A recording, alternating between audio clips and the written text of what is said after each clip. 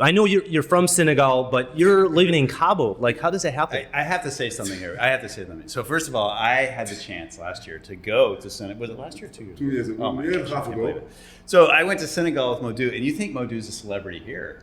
Just walk down with Modu the streets of Dakar in Senegal. Everyone knows him. Everyone talks to him.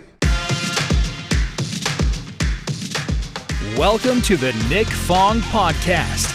As the broker and owner of Ronival Real Estate, Nick has spent nearly 20 years in Baja, California, Sur. And in this podcast, he'll be talking everything Baja, from food and culture to real estate and property management. And now, here's your host, Nick Fong.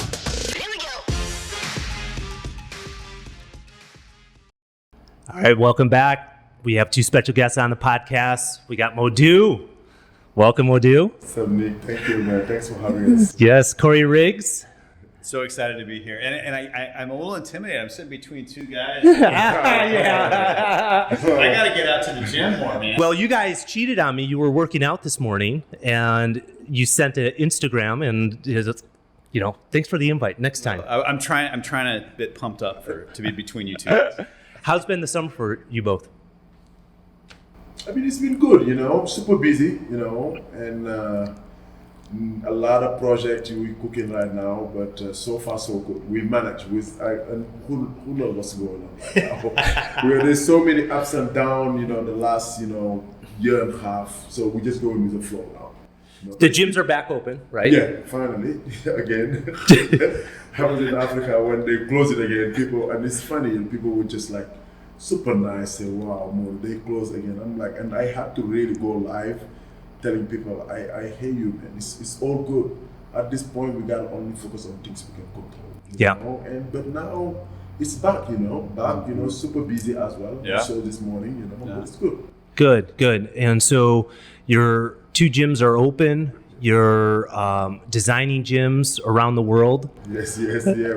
We have a lot of projects. Thanks God, and those are the things they cannot close. So at least we have those projects. We're working behind the scene. Anywhere we are, we're traveling, doing those type of things. And why we were just waiting now, thanks God, things are good, Yeah, and it's funny because I was with my family for a month in New York, and I see Modu post that he's in New York. I'm like, Modu, you're in New York, let's meet up. And he's like, I leave tomorrow. And I was like, oh, geez. That's true. Yeah, because we were, of course, now that we're shipping all of these containers of equipment to Africa. And Jersey is one of our clients, our broker is in there and from there. And I'm there, man, understanding that side of the business. Because I want to know every stage now. But it was amazing to go to the broker, see the containers. And I was wowed by how much you can put in these containers. Yeah. I was like, usually, we ship your containers. I never, but to go through the process, like, holy cow, man. I will buy stuff, and the people who work there said, no, you still have a lot of space. I'm like, are you sure? They say yes, and they did. And I would buy again, put a card in there, and sell everything, and it wasn't full. Wow. And I saw you did a post something with the military or the police force. Is that right? So in Senegal, now we're designing gym for the military, and also we're selling them the equipment, So I'm heading back probably in the next 6 weeks. Next week, about 4 containers are heading to Africa for this new gym for the Marines. So I want to be there, because I want to do so well, for everyone to see what we can do. How does the military contact you? I know you're from Senegal, but you're living in Cabo. Like, how does it happen? I have to say something here. So first of all, I had the chance last year to go to Senegal. Was it last year or 2 years ago? 2 years ago. Oh my year gosh, and a half I can't ago. believe it. So I went to Senegal with Modu, and you think Modu's a celebrity here. Just walk down with Modu the streets of Dakar in Senegal. Everyone knows him. Everyone talks to him. He knows everyone. He knows every politician. He knows the future president. We had dinners with generals, and wow. So he but is now with the social media, man. Mm-hmm. People, I get there usually. My mom said, "How do you know these people?" Like, mom, to social media, first time, what? She's old school. Back in the days, but now, people are looking up to you. They follow you. They're like, man, I just want to meet you. And me, you know me, loving people. Yeah. I don't even, whoever I meet, I'm like, okay, come, you want to come at my house. And Corey was there, you know, we were just a lot of connection. And now that they know that this is something they would have never thought, the gym design is something new. Mm-hmm. A lot of people would have just think like, oh, gym. Even my trainers are asking me, really, we never thought of someone. Now that you're doing this gym design and explaining how it's done, it makes sense. I'm like, guys, you don't just buy a machine and just put it, because you got to put yourself in the client's shoes. Yeah. You know what I mean? To make it the flow of the gym. You know what kind of the concept, all that stuff. How many people live in Senegal? About 11 million. 11 million. And Dakar is the capital. We are about 4 million people. Okay. All right. And the potential, the corridor. No, by the way, we have a project here. We have a project. We got a project in Senegal, and Corey bought a land in Senegal. Come on. I swear to God. Real estate in Senegal, of course. You're gonna have land everywhere. You have land here, land in Africa. No. And Modu talks about some projects that we have coming up, and we have some community projects we'll talk about. But one of the coolest things when we went to Senegal, you know, Modu has brought a lot of Senegalese people here that live here now, and has made a huge difference in our community. So one of the things we're working on is actually doing a sister city between Los Cabos and a town called Sali, right? Yeah. But there's a town like called Sali, Uh-huh. almost like Cabo. Mm-hmm. You know, so of course, you know, very tourism oriented. Mm-hmm. So we went there one time. Me and Corey went there, took some time off, which is like about 2 hours drive from Dakar. And now this last time I went about 3 months ago, we met with the mayor. Talk about the idea, but we have some cool stuff where we want to bring people to Senegal, like retreat, but also get to know the culture. Yes. You know, because Senegal is one of the islands that was super historic when it comes to the slavery and stuff. I mean, and so we're going to expose people, both culture, and hopefully also have people, you know, coming here, more people coming to Mexico and stuff. One thing I didn't know, sometimes we take things for granted. Like 2 years ago when I was taking Fernanda, so she's one of my trainers. I'm taking her with some of my co-workers and stuff. But I didn't know Mexicans are required to have a visa in Senegal. Okay. So these things you think like, okay, since she got a US visa, so she got there. Can't come And in. you cannot come in. But you know, the nice thing about you know what I mean, when you know people. Of course she was with Modu, and so he just called the president. Only in Senegal, you can get away with that. So we made them call. We're like, okay, man, the general call, and all of a sudden, Get out of here. I was filming them like, you know, only in Senegal, you come here without visa. We make some call, they let you in. But it was good. But Americans need a visa also? American don't need a visa, but Mexican, you know, and so those that, and I learned a lot through the process that there was a type A visa, this type of stuff, because both countries don't have alliances and stuff. But we're gonna fix that. Nice. You need to come to Senegal. Exactly. Well, when we did the first video, boy, man, well over a year and a half ago at your San Jose gym, we were talking about that. And then the pandemic hit a month later and all bets off, right? We'll have to reinitiate that. Yes. So Corey, how are things on your end of things? Everything's good. I spent some time in Arizona. I just got back, and it was interesting being in Arizona because it's pretty much open. Yeah. It's there's no mask. There was actually, we went into restaurants, and it was the first time I've seen servers come and serve my table without a mask on. And I got to be honest, Freaked out? Feels really good. Oh, it feels good.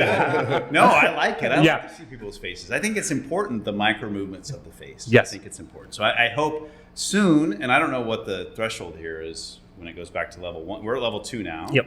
If it goes back to level 1, I don't know if that means masks go away. I really hope so, because I think we're ready to get back to life here.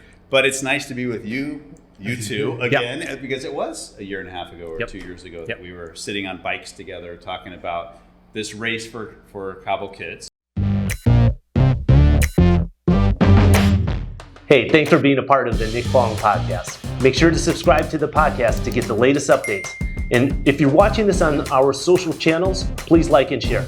And if you want to be featured or you want me to talk on a certain topic, food, activities, culture, real estate in the Baja, drop a comment.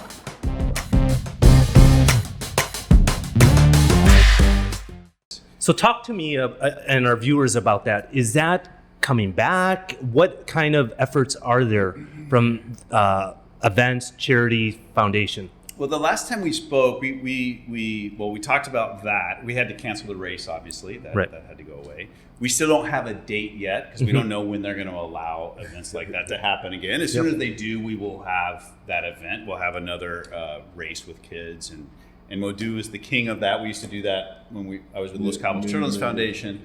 And the whole idea is to raise money for this bus that takes kids that needs critical care in La Paz. Yep. Because that's the only place where there's specialized pediatric care, cancer care. A lot of the specialists for kids are up there. And there's a lot of kids here in Los Cabos that don't have the funds to get up there on public buses. And so what we did is we raised money. We bought a bus that takes kids with disabilities. It's got a ramp in it. It's it's right in front of Fresco. So if any of your viewers come down and see it, they can see it parked out in Fresco at night. It's a beautiful bus. But it has been working this whole time. And even during the pandemic, there were still kids that required their cancer treatment. Right. And so this bus gave them safe transportation up to La Paz. So it's been an incredible community project that a lot of people have jumped behind. And the foundations, El Dorado and Chileno Bay foundations that I work for, Los Cabos Children's Foundation, the International Community Foundation, all these foundations came together with people like you. You also jumped in, Ronival, and with Motivated and other businesses jumped in to get behind that project. Since then, during the pandemic, the last time we spoke, it was this Baja California Sur Community Alliance, which, as everyone can understand, is Mexico doesn't have a safety net. And so when this pandemic hit, and there was about 80% unemployment here in Los Cabos, we raised more than $5 million from a lot of different communities here, over 200 businesses and nonprofits, along with the government. We had the military going out.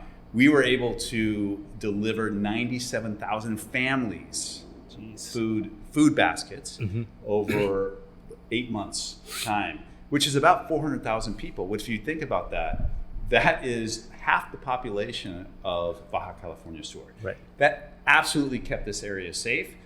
It's so great to see that it's back. There's a lot of community kitchens that we continue to support. And through that effort, we have now been able to open the first food bank in Los Cabos. And that's now what we're working on. So where's that food bank located? It's located right downtown, right when you come, the interchange there where you take a right to go off into Todos Santos. Yes. The left is the bridge. Yeah. It's right below that bridge. I don't know the exact address. Yes. I know how to get there. Yes, I know where you're talking. But it's right there. So the logistics of that, there's a food bank in La Paz. There's a funeral home around there. Yes, there is. Okay. But there's a food bank in La Paz, and so the logistics is so it's easy to bring things to that. In and out. Okay, cool. And from there, they distribute it. There's 74 community kitchens that are being supported. Goodness. That will be supported by that food bank, which is right now being set up. And so the seed money has been put in.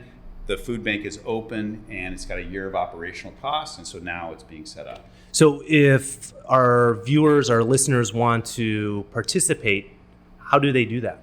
They can. It's being done through they can actually participate through me. I can give you the website of El Dorado Foundation or Chileno Bay Foundation, also Los Cabos Children's Foundation. Yes. And so I'll make sure that your viewers have that information, the link. Good. And it's being done through the Food Security Alliance, which is another nonprofit, but we can definitely help them get their funds there. Excellent.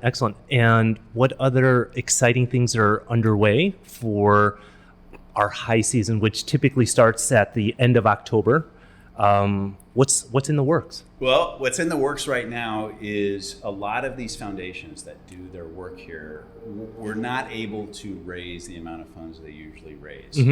And what we want to do is ask everybody to jump in and be a hero. And what we mean by that is just get involved somehow, either through volunteering, through giving some funds, through some expertise that you have. But if everyone got involved in even a small way, we would raise more than enough money to be able to help all these foundations that have struggled because they haven't been able to raise money.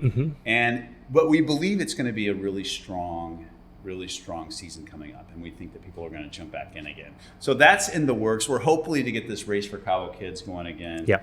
And we have some sports complexes that we want to work on. We have the Senegalese, the sister city, and all these things that we're working on. Well, that's amazing. And this isn't anything else but to spend some time with some friends, get caught up, and let our viewers, our listeners, know a little bit more about what's going on in the local community.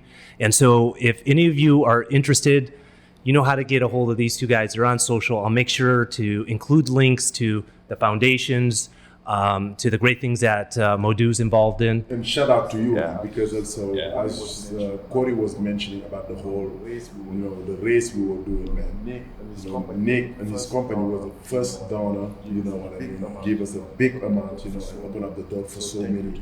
So thank you to you.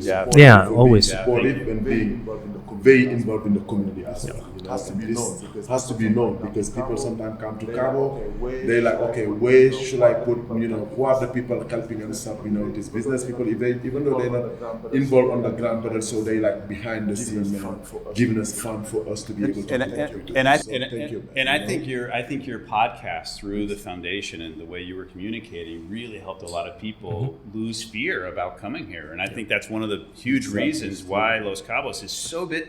I've never seen it this busy in September. You can't even get to restaurants now. So you have to make reservations, which you never had to. Most restaurants were closed. Everybody's open. And it's just really thanks to you for helping people understand what's going on here, taking the mystery out of things, taking the mystery out of buying real estate. I love watching your show because as I invest here too, it makes it a lot easier. No, and it's us, it's the community and working together. And I appreciate both of you stopping by, spending some time. And I look forward to us connecting real soon. All right, guys. Thank you. Until the next one. Bye for now. Thank you, everyone. Bye. Thanks for listening to this episode of the Nick Fong Podcast. Make sure you subscribe to the podcast and the YouTube channel at youtube.com/Ronival Real Estate and follow Nick on Instagram at NickFong_Ronival. Ready to find your Baja dream home? Check out the latest property listings at Ronival.com or findmexicohouses.com. Hasta luego.